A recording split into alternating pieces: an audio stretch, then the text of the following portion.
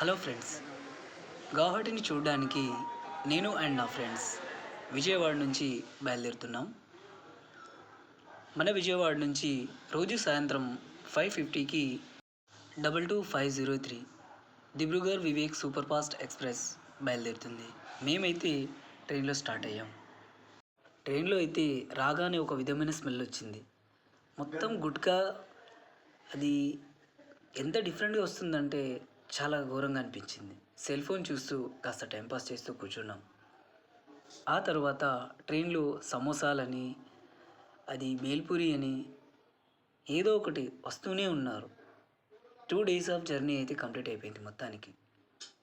Home food అయితే ఎక్కువ prefer చేయండి, చపాతీలు లాంటివి.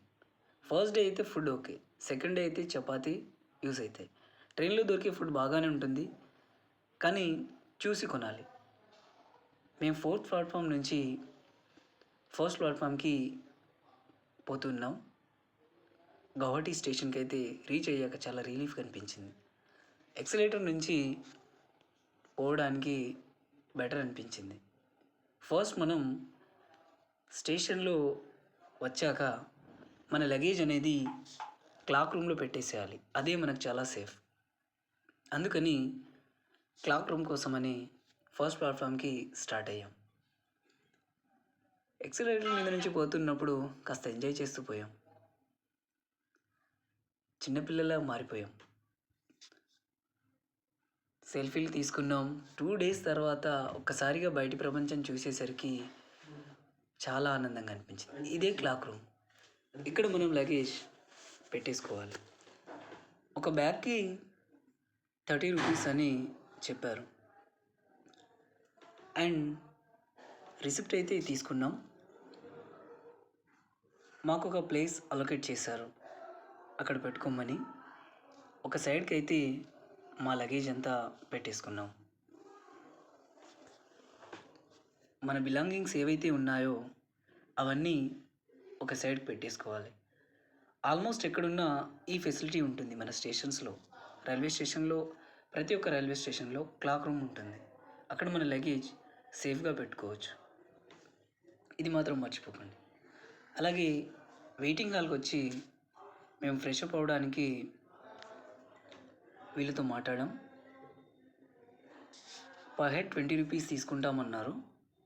ఆ 20 అయితే పే చేసేసి ముగ్గురం ఫ్రెండ్స్ కాబట్టి తొందరగా ఫ్రెష్ అప్ అయిపోయాం.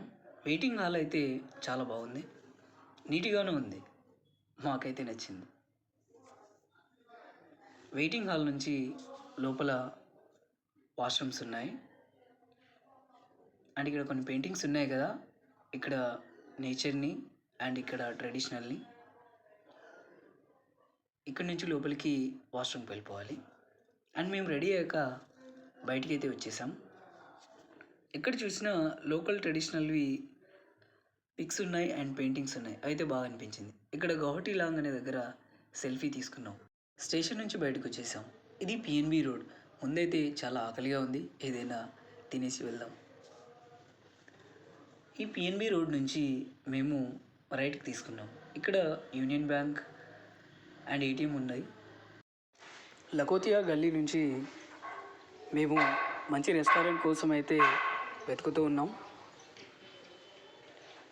రిక్షాలు ఇప్పటికీ ఉన్నాయి ఇక్కడ. ఇది సూరాదేవి రెస్టారెంట్. పేరు చూడగానే కాస్త మన తెలుగు పేర్లు అనిపించి లోపలికి అయితే ఎంట్రీ ఇచ్చాం. లోపలికి రాగానే వెయిటర్ మెనూ పట్టుకొచ్చాడు. మా ఫ్రెండ్స్ అయితే ఏం ఆర్డర్ ఇవ్వాలా అని చూస్తూ ఉన్నారు. చికెన్ పలావ్ అయితే బాగుంటుందని ఆర్డర్ ఇచ్చాం. 2 days ఆఫ్ జర్నీ కదా, కాస్త నాన్ వెజ్ తింటే బాడీకి బెటర్గా ఉంటుందని చికెన్ పలావ్ అయితే వచ్చేసింది. టేస్ట్ బాగుంది, బట్ మన స్టైల్లో అయితే లేదు. ఇక్కడ పెయింటింగ్స్ అన్నీ ఆల్మోస్ట్ ఇక్కడ లోకల్ కల్చరల్ యాక్టివిటీస్ని చూపించే విధంగా అయితే ఉన్నాయి. ఇక చికెన్ పలావ్ తినేసాక పిఎన్బి రోడ్ చౌరస్తాకి మళ్ళీ రిటర్న్ వచ్చేసాం. ఇండస్ట్రియల్ కోఆపరేటివ్ ఆఫీస్ని చూసాం. ఇక్కడ గార్డెన్ వర్క్ను ఒక మనిషి చేస్తూ ఉన్నారు. కాస్త లోపలికి పోయి రిటర్న్ అయితే వచ్చేసాం. ఆఫీస్ నుంచి రిటర్న్ అయ్యాక మార్కెట్కి అయితే వచ్చేసాం. మార్కెట్లో మాకు కావాల్సిన ఫ్రూట్స్ కొనుక్కున్నాం. అక్కడ నుంచి మళ్ళీ రిటర్న్ వచ్చేసాక ఇది మొత్తం డిస్ట్రిక్ట్ కోర్ట్స్ అలాగే లా కాలేజ్ ఉన్న ఏరియా ఇదంతా. ఈ చౌరస్తా నుంచి లెఫ్ట్ తీసుకుంటే మాకు అడ్మినిస్ట్రేటివ్ ఆఫీస్ కనిపించింది. అక్కడ నుండి ముందు కొబ్బరి బొండాలు కనిపించాయని వాటర్ అయితే తీసుకున్నాం. ఇంకా ముందుకి కాటన్ యూనివర్సిటీ అయితే కనిపించింది. ఇక్కడ లేడీస్ అంతా ట్రెడిషనల్ వేర్లో కనిపిస్తున్నారు. వాళ్ళందరూ కాటన్ యూనివర్సిటీ నుంచి వస్తున్నారు. కాటన్ యూనివర్సిటీ ఆపోజిట్లో ఒక చర్చ్ ఉంది. ఆ చర్చ్ని విజిట్ చేసాం. తర్వాత కాటన్ యూనివర్సిటీకి అయితే వచ్చేసాం. అస్సామీలో రాసింది ఇక్కడ కాటన్ యూనివర్సిటీ. మేము స్టూడెంట్స్ని అడిగితే లోపలికి రావచ్చా అంటే ఓకే రావచ్చు, విజిట్ చేయొచ్చు అన్నారు. వాళ్ళ కాలేజ్ ఈ ఇయరే పీజీకి అప్గ్రేడ్ అయిందన్నారు. సో అదే సెలబ్రేషన్ జరుగుతూ ఉన్నాయన్నారు. మేము ఒక ఫ్రెండ్ అయితే పరిచయం చేసుకున్నాం ఇక్కడ. ఆ ఫ్రెండ్తో కాలేజ్ గురించి కొన్ని డీటెయిల్స్ అయితే అడిగాం. వాళ్ళు మాకు చాలా బెటర్గానే ఎక్స్ప్లెయిన్ చేశారు. వారి మాటల్లోనే ఒకసారి విందాం. क्या यूनिवर्सिटी बारे में बता सकते हैं, कब स्टार्ट हुआ है? ये यूनिवर्सिटी जब ब्रिटिश रूल था तभी शुरू हुआ था 1901 में, और ये असम का फर्स्ट मतलब कॉलेज था। और जो फाउंडर्स ब्रिटिश वाले थे या अपना इंडियंस थे? इस फाउंडर्स मतलब इसके बारे में दो विवाद चल रहा था। ओके. एक मतलब दो चार असमीज जो लीडर्स था उसके उस समय में उन लोगों ने बोला था कि असम में एक कॉलेज होना चाहिए, और दूसरे जो ओपोजिशन मतलब उस विषय का अपोज कर रहा था, उन लोग बोल रहा था कि कोलकाता यूनिवर्सिटी में जो स्कॉलरशिप मिल रहा था लोगों को, मतलब आसामी स्टूडेंट को, उसको बढ़ा दिया जाए। तो अंत में विवाद के बाद ये हुआ कि असम में एक कॉलेज स्थापन किया जाए, और वही सोच समझकर हेनरी कॉटन जो उस समय का असम में अच्छे पोस्ट में था, वो उसने कॉलेज का स्थापन किया। जो कॉटन यूनिवर्सिटी एक ही है असम में, ऑल ओवर असम में? ऑल ओवर असम में कॉटन यूनिवर्सिटी एक ही है।